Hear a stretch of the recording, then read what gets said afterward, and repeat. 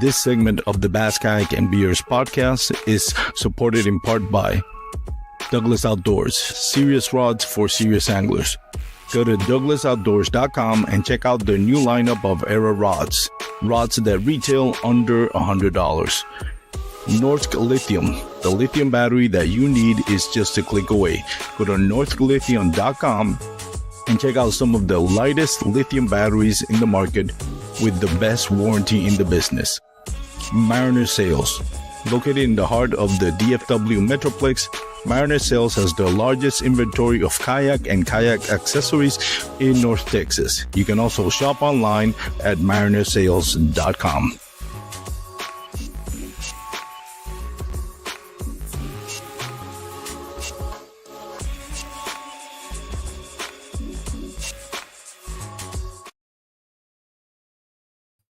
What's up, everyone? Hope you are having a wonderful Thursday. Welcome once again to the Bass Kayak and Beers podcast. This is the real life segment with your boy Armando, and today we're going to be talking tournaments, local tournaments here in Texas. We just had the North Texas Kayak Championship at Lake Athens, and we got the winner from that tournament, Kieth. I forgot to ask him how to pronounce his last name, Knutz. Pretty sure I got that one right, but if not, it wouldn't be the first time. In fact, it'll probably be the first time I get a last name right, but never mind that. Anyways, we're going to be talking about that tournament. Keith is going to be talking about how he got it done, thus the title, finding big bass in grass, because as most of you know that live in Texas, Lake Athens is known for being extremely grassy lake. It's an East Texas lake, and as most East Texas lake goes, there's a lot of grass in it, and I can't think of another lake here in Texas that has as much grass as Lake Athens. It's one of my favorite lakes, especially in winter. But it's summer, so we're going to dive into how he got it done, because it's not easy to put up 104 3/4, I think, inches on a tournament in the middle of summer with the temperatures on 100 degrees. But Keith found a way to do it and hold off Michael Cates, and a bunch of other great anglers. Matthew Scott, I think, came in second as well. That's never an easy feat to beat any of those guys over there, but Keith got it done. So we're going to be talking about that. Tomorrow's Friday. I don't have any clients, so I'm inclined to go fishing, but man, temperatures by 12 noon, it's already going to be in the mid-90s. That means I'll get to fish for 3 or 4 hours. And loading up the kayak, driving like an hour or so just to fish 4 or 5 hours, like, even if I do it for content, like my GoPro is going to overheat by 10 a.m. So, but we'll see. Maybe I'll grow a pair from by here in 5 in the morning and get up early and go fishing and not complain about the weather. But we'll see how it goes. Let's bring in our guest for today. Keith, how are you doing, man? Congratulations, first of all. Good. Thank you. Thank you for having me. Man, so you put up 104 inches in Lake Athens. That is pretty awesome. Is that your biggest bag you ever done in a tournament? Yeah, it's my biggest bag since I just started last year. Wow. Yeah, that was by far my biggest one. I've hated when no disrespect. I hate it when I hear guests tell me, "Oh, it's my first year, my second year." I'm like, God dang, I've been doing this for a few years now. I haven't been able to have that success. But have you ever done? Tournament is your first year, I think you said, or second year? Year two. Yeah, my second year. Yep. Sorry about that. But have you done much bass fishing before going to So I mean, growing up in northern Illinois, it was like southern Wisconsin. Late teens, kind of got into, I started fishing as a kid, but late teens is when I really got into bass fishing.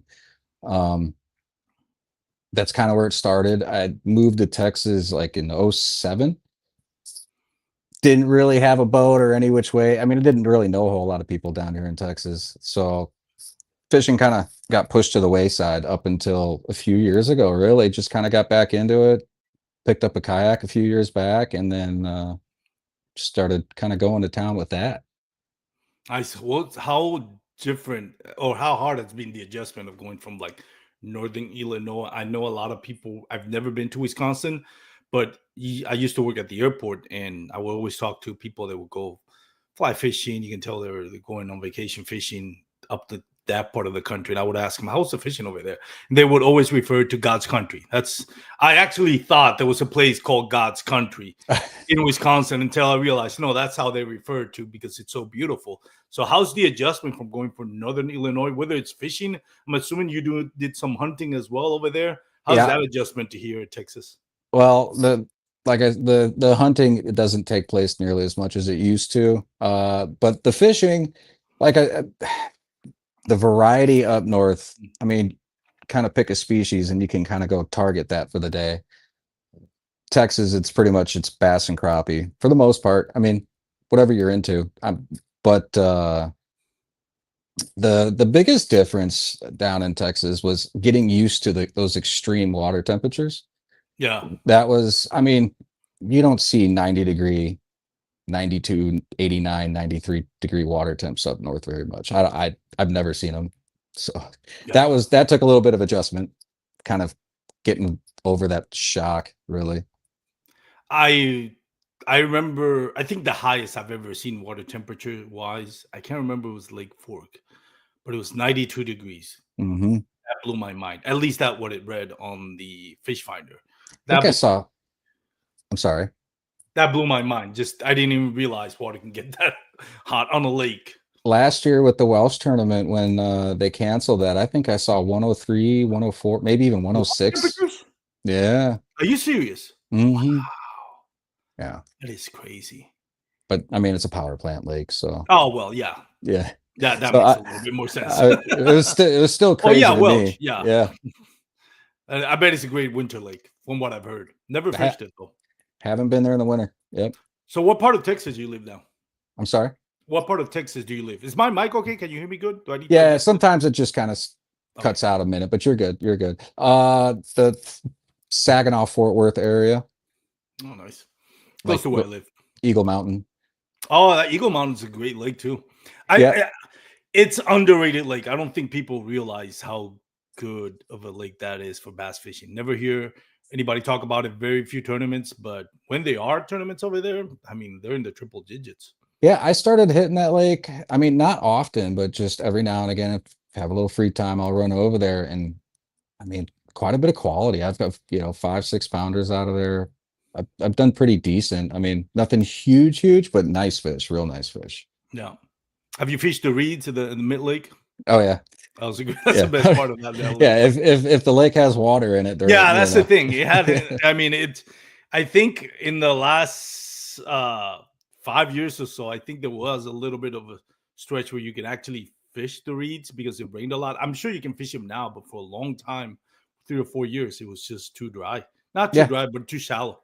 I took my boy out there near the reeds, and him and I were out there, and he was kind of just having fun being a little kid, and we're hitting the reeds. It's right there. It's real close. What about gators? I'm sure you don't get much gators over there in your waters in northern.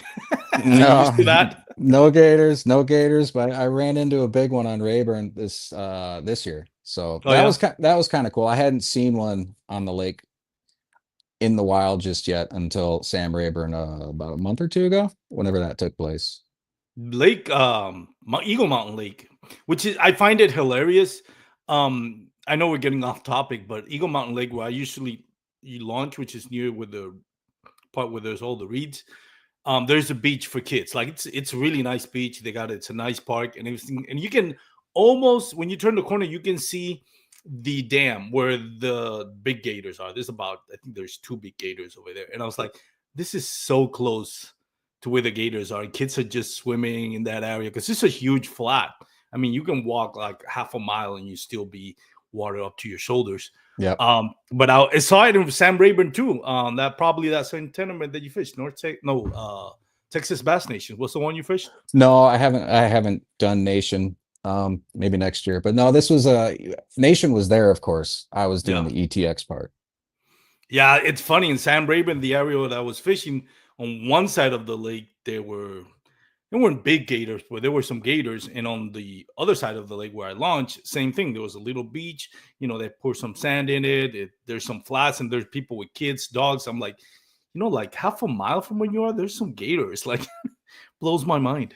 Yeah, but it's a little different. That's for sure. You learn to live with it. I've I've never heard of any gators attacking Texas. I'm sure it has happened at some point, but I haven't heard of it. Yeah, I mean, I just assume they're like anything else. Leave them alone. Yep. All right, let's talk about the tournament, man. So, did you get a chance to pre-fish Lake Athens? How familiar are you with Lake Athens? Well, now, I mean, pretty familiar now at this point, but I mean, I did the championship there last year. So, I mean, I hit it a couple times last year, and then this year, the last time I was able to hit it before the tournament was 2 weeks prior. So I mean, and then I had a tournament the following week, went to that one blind, and then went into Athens, just kind of knowing the areas that I just kind of generally wanted to be in. And so, yeah, I didn't get a whole lot of practice on it, but it was obviously it was a worthwhile practice. Did what you find on practice translate to how you did in the tournament, or was it completely different bite? No, so I had three spots that I planned on hitting. First spot didn't work out very well. I I hooked into something I thought was pretty decent. I got buried in grass like one of the first. Well, I missed a couple on top water. I transitioned over to I'll go ahead and like a spinner bait, and I was kind of trying to tick some grass just on the edge of some deeper water, and I got hit maybe second cast in. That thing shot off to my right, buried itself in some grass. I couldn't get it out. I couldn't get it out. I wasn't sure if it was even still on there. I couldn't feel anything. And rookie move. I was using the rod to kind of pull it up. It felt like it Yeah. was coming. I should have been, kind of just yanking it up by the line, but snapped my rod. And it ended Oh, up broke being, the rod completely or the line? yeah, it was my fault. Oh Like I wow. said, it was first fish of the day. Just kind of wanted to get it in, but ended up being like a 5 pound cat buried in like 20 pounds of grass. Oh, so you managed to actually land it. Yeah, I got the fish. I broke the rod. The line didn't snap. I got it all the way in. It was just a 5 pound catfish buried in a bunch of grass. Moved on from that one. Went over to my second location. Let me ask you a quick question. Sorry about that. So making so noisy here. Because I find it fascinating in the sense that being that you're not a experienced tournament angler, you're experienced bass angler, but not necessarily tournament angler. I'm sorry. Um, how did you broke the rod? You found out it's a catfish. Obviously, the disappointment. Did it affect you? Obviously, it didn't because you won the tournament. But was there at some point right there where you just had to like kind of take a moment to deal with the frustration? Because I say that because I know I would have probably be frustrated, and we were talking about this on last week's um podcast with Bailey Eichman. I would ask him, how much. No, actually, it was I was a guest on another podcast, the whole podcast angler. Anyways, I'm getting out of track here. I asked Bailey and the other guest, John, how much percentage do you think psychologically affects your tournament? And they were saying 90%. So the build up to the question, did it affect you in a way that you were like got you out of your game mentally when you broke the rod and maybe obviously got frustrated? Oh yeah, absolutely. Nothing really felt right for a while. It took me a good couple hours to kind of start to feel normal again. I gave up on my first area pretty quick. You know, um, I wasn't getting anything. I don't think I worked through my first spot thoroughly like I maybe would have otherwise. But I just went ahead and after maybe I kind of made the run to my second location, and I felt pretty good over there. Started off pretty good, so I was kind of calming down a little bit, and I ended up losing. I hooked into like three fish, lost three fish. Like the first three hookups after the catfish, I actually lost all three of them. So yeah, it was mentally, Yeah, I was kind of going you were going downhill a through the little bit. grinder on mentally, I'm Y- assuming Yeah, psychologically. I wasn't feeling it for a little while there. It took me, and once I got the first fish in the boat, I could kind of just brush everything off and start over. How did you those three fish that you lose? Was it on different baits, same baits? What were you All getting this, bites on? all the I guess. same bait. Those fish, they were on 3/8 ounce chatterbait. It was still relatively early in the morning. Um, there was coon tail, like real shallow right Yeah. there. just kind of burning that thing around. Um, that bite stopped after a while. I ended up not getting them that shallow after that. But yeah, I couldn't keep them buttoned up. I mean, one of them was kind of my fault, just kind of How do you figuring feel it out. was your fault? Well, like it was the third one, right? So the third one, like I'd already missed the two. So like I went to flip it and I didn't, rather than maybe grabbing the net. Yeah. I don't know. I feel like it was my fault. It was all so fast. I mean, as far as like whether it was my fault, could I have done something different? I don't know. But Hindsight is always 2020. Let me ask you this: what do you think you were missing? All those three fish. Where you think maybe it's a dull hook, maybe not using the right rod for the application, maybe the grass, too much grass buildup on line or stuff like that. no, I think it was just like mental, really. I feel like I just wasn't on my A game. There was nothing I could have really done different. The bait was actually a brand new bait.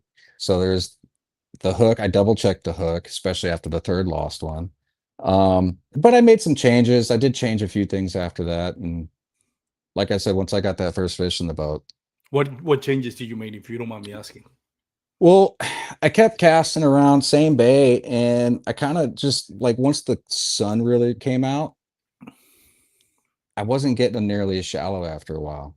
Hmm. And so I started yo-yoing that 3/8 ounce kind of deep, and I hooked into that first fish of the day. Not deep. I say deep, but like 5 foot, six Hmm. foot. Just kind of in a little bit of a different depth zone. And once I kind of hooked into that fish, I kind of like started putting pieces together a little bit after that, couple fish in. And the biggest change I made was I jumped all the way from 3/8. I threw a 3/4 on there.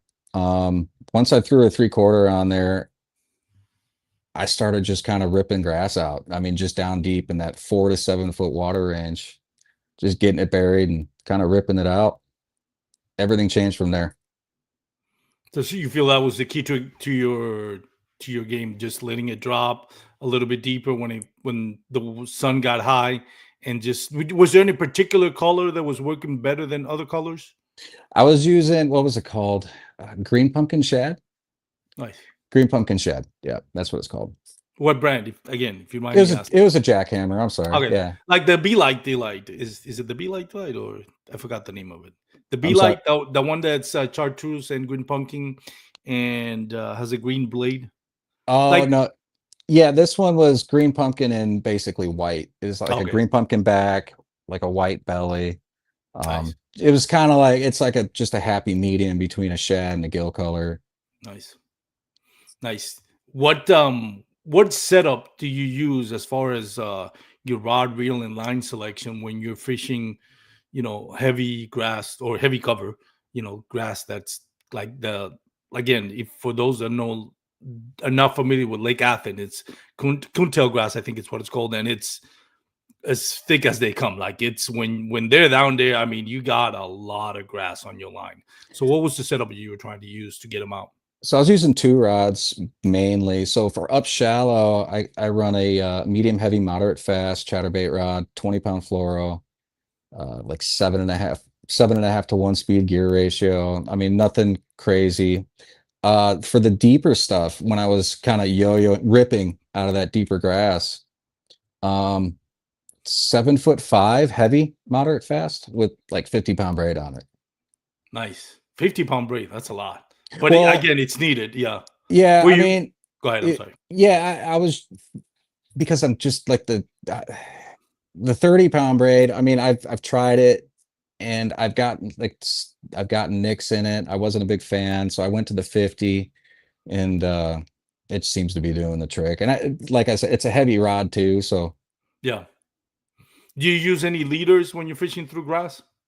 no, Yeah, I agree on no, that one. yeah, no, I'm not. I mean, most of my equipment is fluoro, and I feel like if I need braid, it's going to be Mhm. all braid.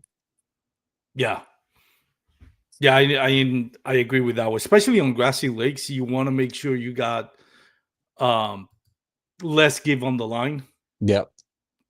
But I also think like if you use like too heavy of a rod, then I've had it where I've hooked it into a 20 inch or something like a 5 pound. Didn't get the weight on it, but I was using a heavy rod with 30 or 40 pound braid, and I bent the oh my god, what's the name of the little loop where you tie the line, that Oh, little okay. clip for the Yep. clip for the blade. Yep.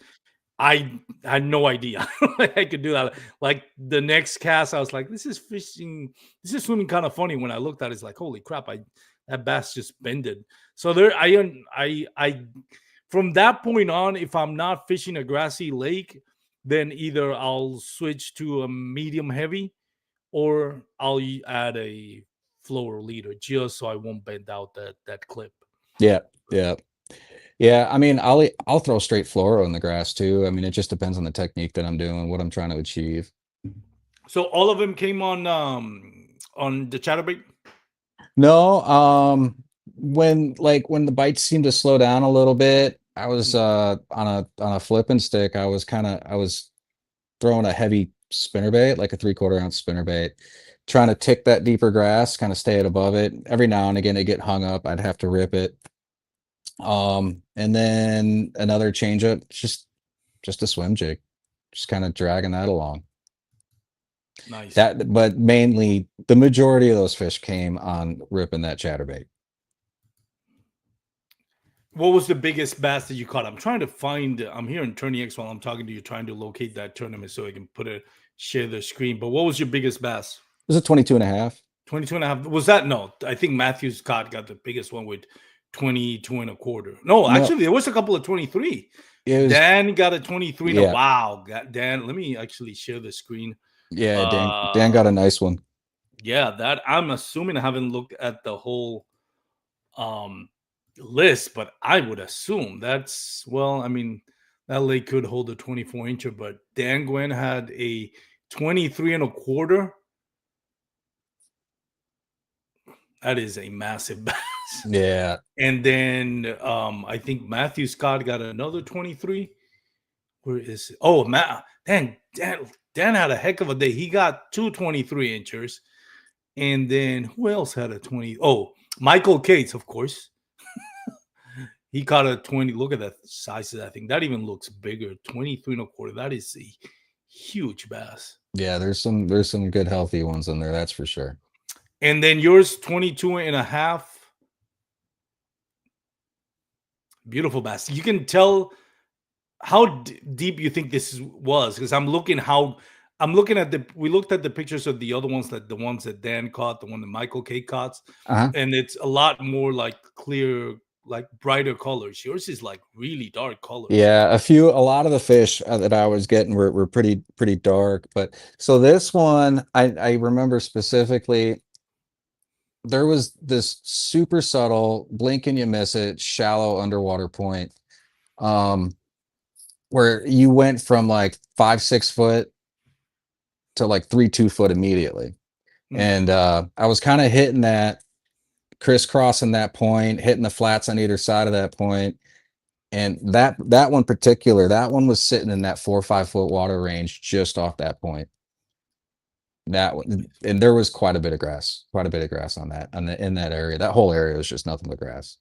One thing that and maybe I'm wrong, but I've kind of learned from watching. Let me stop sharing this one.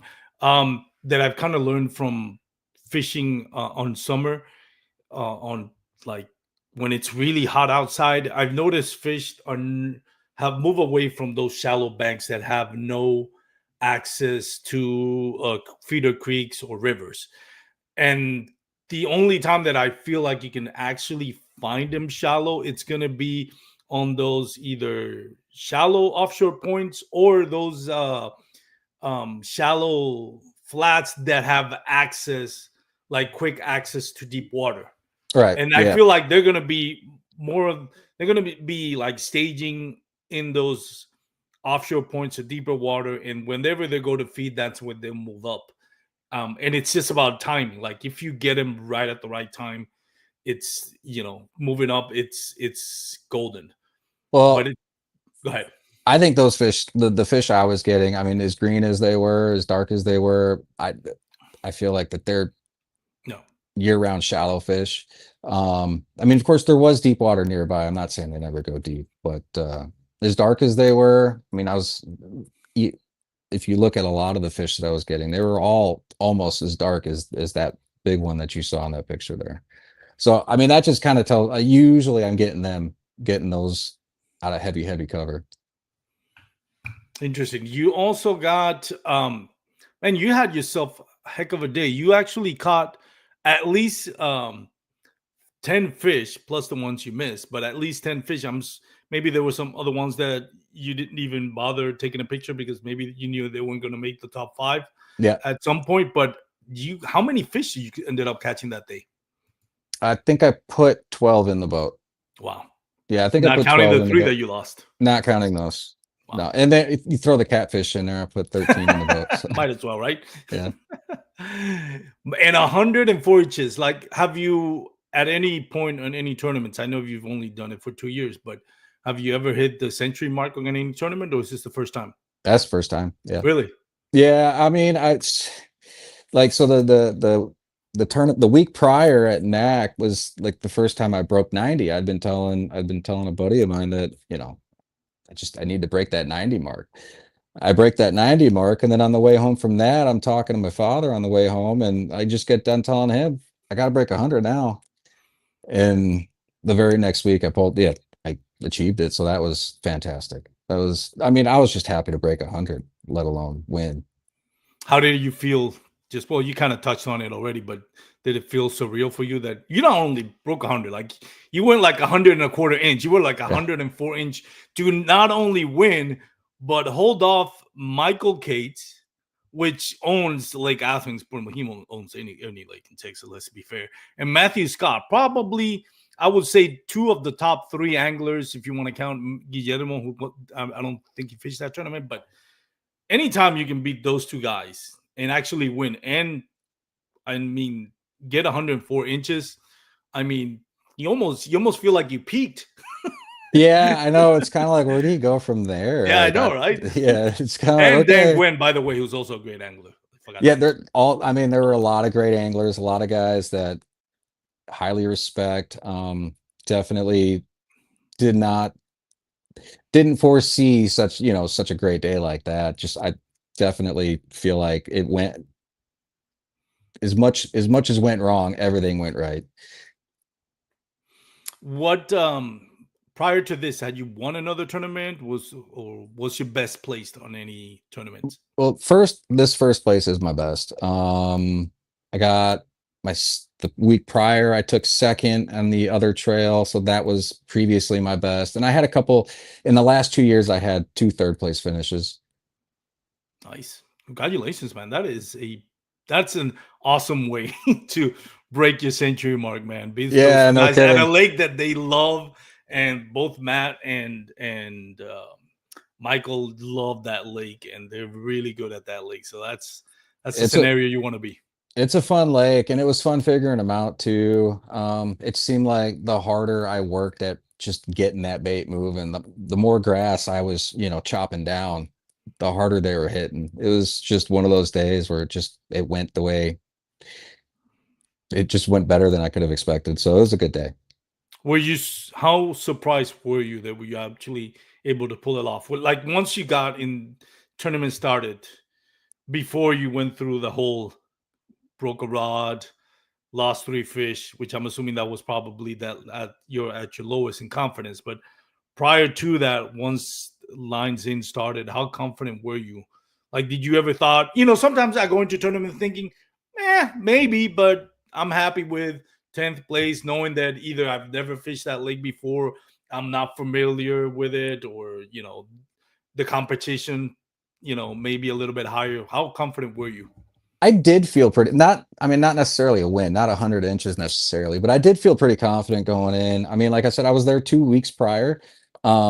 And I had hit like 3 main areas. The area that I ended up catching them in, I think I looked at my graph when I pulled in, saw some grass. I fan casted around. I caught 2 fish relatively early, like, in that general area. I kinda farted around, just looking at my graph, kinda just taking the whole area in, and I didn't even bother catching more fish. I put it down as one of my locations. I saw the grass I needed to see. I caught 2 fish relatively in quick order, so I just got out of there and looked for another location. So I knew that area had what I was looking for. It's grassy area. I didn't need to catch a whole bunch of fish to kind of prove it. It just so happened that it ended up being even better than I thought, which is great. Yeah, always good. It's always when it's better than you think it's gonna be, it's always great. By the way, for those that are watching live, if you have any questions for Keith or myself, feel free to put them in the comment section, and we'll try to do our best to answer it. Um, I was gonna ask you something I completely forgot. As far as fishing on grassy lakes, do you feel that's like your comfort level? Fishing grass or finding grass finding bass on grassy lakes. Is that something that you always felt strong suit for you? So so where I grew up, there a lot of the lakes are grassy.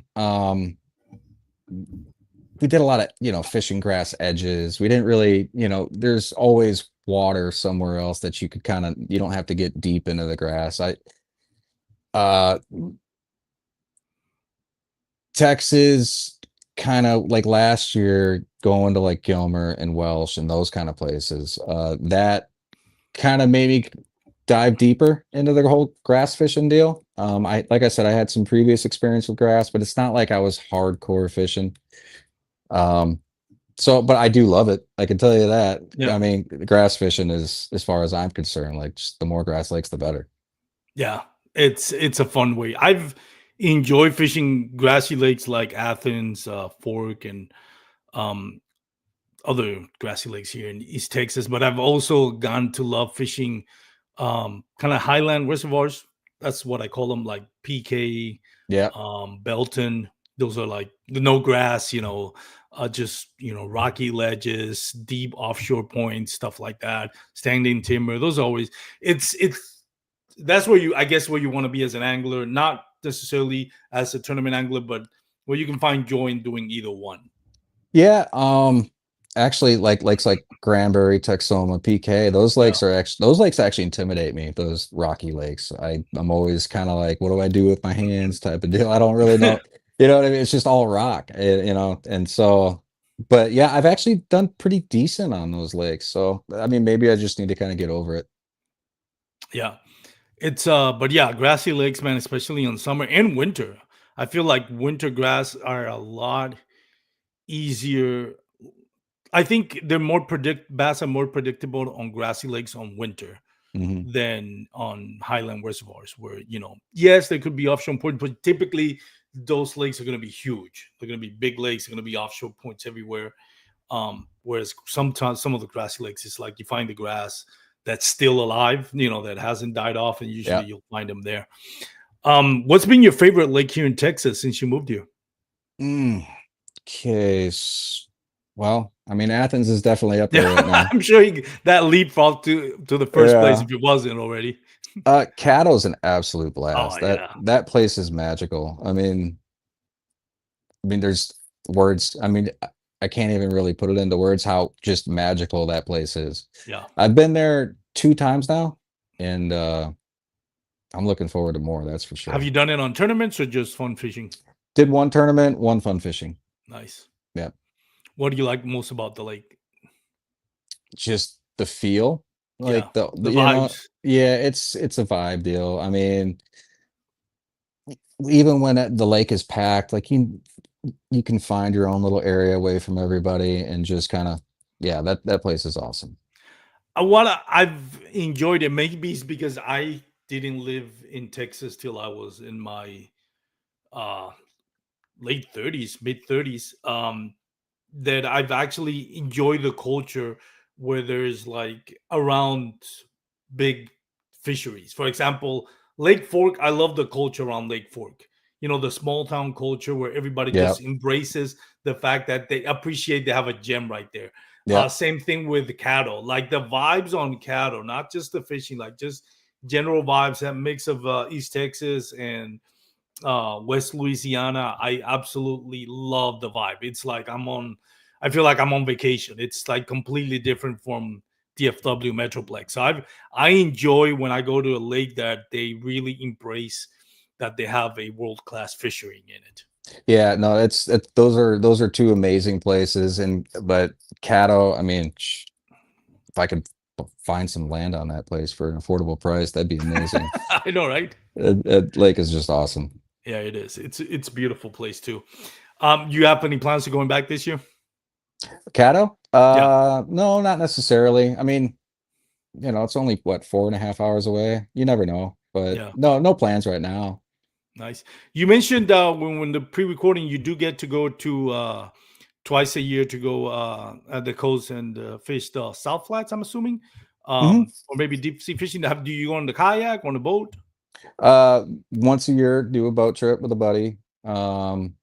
We hit the flats mostly. We bring some offshore equipment if it's not going to get too crazy.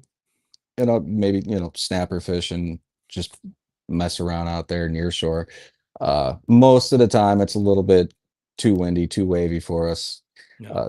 But yeah, majority of the time inshore fishing, and then we'll go if we, me and a few other guys got enough PTO or something. We'll definitely go down there in the kayaks too. But mainly, the coast trip is on a bay boat. Yeah, it's really fun out there as well. What part do you go? Do you go like South Padre, Hannah, or Corpus Christi, or Galveston? How deep into the south you go? Yeah, Port A, Corpus Christi. Oh, nice. Yeah, Port That's Aransas, Port Aransas Aransas. Pass. That's about what, an 8-9 hour drive, right? With the boat, yeah, I think you could pull it off in about 6.5, Hmm. 6 or 7 maybe, but usually with the boat, it takes us about 8 hours. Oh, okay, cool. That's awesome, man. What else did we missed from covering the Lake Athens? Any other gems that stood out for you that you learned from fishing Lake Athens? Uh, I wish. I mean, I stayed in that spot all day long. I never moved from 9 o'clock till 3 o'clock. I think at one point I kind of had a conversation with myself whether I should go check out my third spot or not, but that was there was so much quality coming out of that spot. I just kind of fought through the lull, and it worked out in the end. So I mean, How quickly did you manage to get first of all, your first five fish? I'm assuming your first five fish is not what got you the 104 inches. no. You upgraded. So when you got your first five fish, do you remember how, like 80s, 90s, maybe you're already in the triple digits? I mean, I know I was in the 90s relatively early, like maybe by 10:30, 11 o'clock, like between 9 o'clock and 11 o'clock, maybe noon at the latest. I can't recall.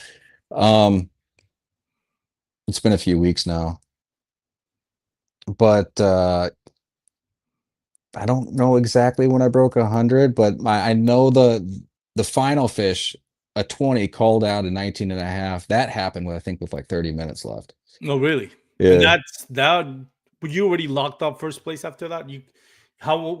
Your last fish was a 20 incher? Yeah, that was my very last call. That was, yeah. I And think you were at, you called a 19 and a half? yeah. Yeah, You and still would have won it, but yeah, no, that's yeah, I makes just you feel remember a the little bit last one. better. Yeah, I remember the last one. That's, I don't recall exactly when I broke 100 and when I was over 90. Like I said, I was so sore after that day. I made so many casts. I knew they were biting. I was kind of not paying attention to the time for quite a while there. It's nice where you feel like time is kind of like non-fact in the sense that you lose track of time. Mm, You're so focused on what you're doing. I've always find it hilarious if I'm doing work, 8 hours seems eternity. But I swear, if I get on the water at 5 a.m. for a tournament, by the time lines out comes in, you would have asked me, I would have said I fished for an hour. yeah, Because time just flies, especially when you haven't caught anything and you're like in your midday, and you're like, well, I still got 4 hours, man. Those 4 hours come at you real quick. Until the weather gets like it is right now, then you kind Yeah, of know what time it is. That's for yeah, sure. Yeah. yeah. That's for sure. How hot was it on that tournament day? I don't think it was as hot as it is right now. I think it was like, I don't know. I mean, it was warm, but the day started off overcast and it was pretty comfortable. Um, it might have got 95 at the most. I mean, I'm sure somebody remembers, but I can't recall. It did. I mean, it wasn't crazy hot. Yeah. We got a question from Josh Paul. It says, "Hey Keith, congrats on the win. Deep dish or thin crust?" Josh Thin asking crust. all the last question. Yeah, thin crust, thin crust. That's a good question. Coming since you're from Northern Illinois, Yeah, what I do you mean, think of that one? the deep dishes are fun and all, but it's thin crust. I agree. I agree on that one. Well, Keith, thank you so much. I know it's kind of been a short episode, but I really appreciate you coming up to the podcast and talking about your big win. When's your next tournament? When is it? The championship here coming up at the end of the month. Where is it going to be at? Tawakoni? Oh, Tawakoni. Yep. Yep. Nice. So I don't have very good luck on that lake, but we'll find out. Yeah, I know Michael Case. The last time we fished a tournament to Tawakoni, he won, but surprise to absolutely no one. Yeah, man, good luck on that one. Where are you in the AOI standings? Do you know? I don't know. I don't think Duke's updated it yet. I haven't seen it. A buddy of mine kind of did the math though. If my buddy's correct, I might be in fourth. So That's not a bad place to be. I mean, considering the level of competition and your second year doing this, yeah, pretty yeah. amazing. There's Congratulations. Is Thank that you. I really your appreciate dad? it. David Newt says, "Proud of my son." Yeah, that's David. Yeah, that's my dad. Awesome. Does he love bass fishing? Is it part of your growing up with your dad going fishing when you were young? He loves fishing. He loves fishing. He's not so much into bass fishing. He grew up on the coast, so he's more into the inshore trout and redfish fishing. Hey, nothing wrong with that one. That's always fun. So your dad lived in Texas before? Yeah, yeah, Oh, okay, cool. So your yeah, family is originally from Texas, I guess. yeah, Sort of. sort Well, of, we sort of. all, yeah. Yeah, my father's from Texas. Nice, nice. Well, Keith, I was going to say David. Keith, thank you so much for coming up to the podcast, man. I really appreciate it. Congratulations. Good luck on the championship. Other than that, are you fishing any other trails? Yeah, ETX, the East Texas Trail. Just the local ones, just the two locals this year. Next year, I might add something else, but we'll see. Do you plan on fishing any national trails? Uh, I don't know. I heard Bassmaster is going to be at Toledo Bend for the at the end of September. I don't Yeah. know. I know nothing about it. My buddy kind of brought it up to me. I may look into it. I don't know, but we'll see. They'll probably have two stops next year in Texas. I know this year they only had one because of the championship was already here. But typically, if the championship is not being held here, they'll have, like, I'm sure they'll probably go to Caddo again. Who knows? We also got congratulations from Cameron Smith. Congrats again, Keith. Cameron got to fish that tournament too as well. Yep. Cameron, let us know. I forgot how much you did. I think you got 3 that day, right, Cam? Well, let us know in the comments. But man, congratulations again. You did an amazing job. You held off some big guns in Dan, Michael Cates, David Gurley came in 5th. I mean, that's a pretty impressive top 5 you got there. David Gurley, Michael Cates, Dan Gwynn, Matthew Scotch, and you at the top of that list. I'm sure you're really proud of that, especially considering it's your second year. It was And an you should amazing. be. Yeah. It was honestly an amazing day for everybody. I mean, for a lot of guys, I think the top 10 all were 90 inches and above. So it was Yeah. a Oh, heck yeah. of a Let me day. look at that. I'm actually a numbers guy. So the top 10 were 91 inches. So let's look at the numbers real quick. 39 anglers, 171 fish caught. That's a lot. The top 10 were 91 inches. The top 20 got a limit. And pretty much almost everybody got, I think, except the last 4. Um, didn't get a fish. So, I mean, yeah, the lake showed out. The angler showed out. Brian Howell over there in the top 14 as well. Forgot about that. Larry Hill did a great job too, 89 inches. Great stuff, man. Great stuff. Yeah, it was a great Nothing. day. Yeah. All right, Keith, thank you so much for coming up to the podcast. I really appreciate it. Hope to get you back pretty soon and talk about another win. We'll see. We'll see. I appreciate you having me. No problem, man. Have a great night. And for those out there watching, listening, remember you can follow us, Basket and Beers, YouTube, Facebook, Instagram. And we have a live show every Thursday at 7:30 p.m. Usually now that KBN has kind of like taken a sabbatical from doing the podcast, I am going to try to focus more on tournaments, locals, and national trails, which I've always loved, but never got around to doing it because I felt it was going to be repetitive to do a show the day after they already interviewed the anglers. So, but we'll see what they do. I love those guys over there at KBN. Hopefully they're back. But if not, we'll try to hold the fort down and bring you some more content as far as interviews with tournament anglers. So we want to highlight the guys and girls that, put in the work and sacrifice a lot, time with their families, PTOs, the cost of Airbnbs, lunch, and all that, and to fish this tournament. So if I can get a chance to support them and help them out, then I'll do that. Oh, by the way, Keith, do you have anybody that you want to thank? I forgot to ask you. Anybody you want to thank? Any sponsorship deals that you have that support you in your fishing adventures? So well, my father's I think my dad, David Knutz, he's in the comments there. Oh, Knutz, that's how you pronounce it. Yeah, yes, sir. Thank you. Yeah. You say Knutz all this time. Sorry. Yeah. He kind of helps me out with rooms every now and again. He travels for a living and kind of, on these longer tournaments, kind of helps me out a little bit here and there. So that goes a long way. So there's my sponsor. My wife, of course, for letting me fish once a week, every week, and holding down the fort. Awesome, man. Well, you live really close to where I am, so let's see if one day we can make plans to go fishing, man. Absolutely. I'm right there, man. All right. Again, for everybody that's watching, listening, if you're going to be on the water or your PFDs, if you're going to be out this summer fishing, please stay hydrated. It is hot and it's going to get only hotter by the time it gets colder. So have a great night, everyone. Peace out.